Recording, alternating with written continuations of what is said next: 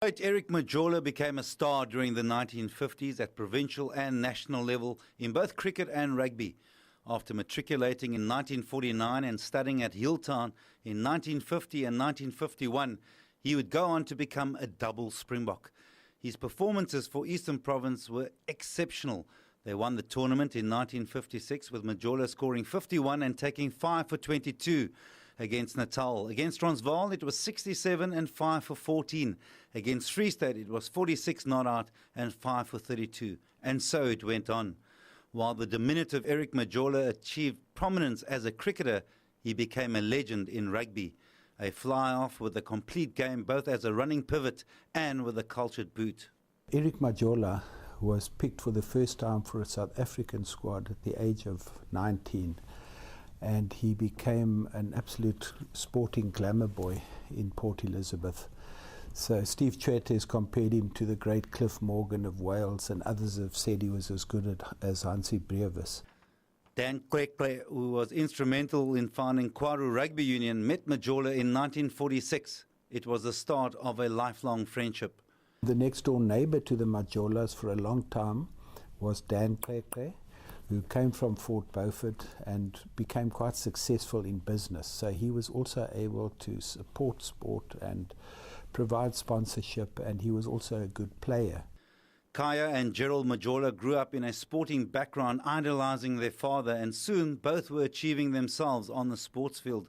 Kaya at 17 was chosen for the South African schools team, and like his dad, played for the New Brighton Cricket Club. He attended Lovedow College in 1972 and soon graduated to the Eastern Province senior team. In 1973, the left-handed all-rounder and number 4 batsman who bowled left-arm spin was picked like his dad for the South African national African team.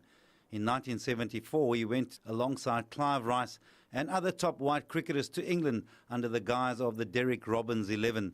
But with the 1976 riots, Kaya joined SACOS, who opposed multiracial sport until apartheid was abolished.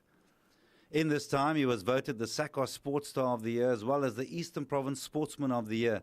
In 17 seasons of first-class cricket, he became one of only 3 players who scored over 2,000 runs and took over 200 wickets. Kaya was one of the most influential figures in the 1990s, without doubt. The Majola brothers were very crucial in keeping the presence of African cricket alive at that time of unity, and then playing a very important role in the 10 or 20 years after that. The Majola family have played a huge role in the culture of cricket in South Africa, and we need to remember that, like we do the other great traditions. And hopefully it's through the Kaya Majola Coca-Cola Under 19 week now that young people with different opportunities to them can now go and showcase themselves and create the next generation of stars for the whole of South Africa. Both Eric and Kaya Majola died at a very young age. Eric passed away in 1971 in a car accident. He was 41 years old. Nearly 6,000 people attended the funeral in New Brighton. Kaya fell to cancer and passed away in 2000. He was 47 years old. His body too was taken home to New Brighton. Their legacy will live on forever.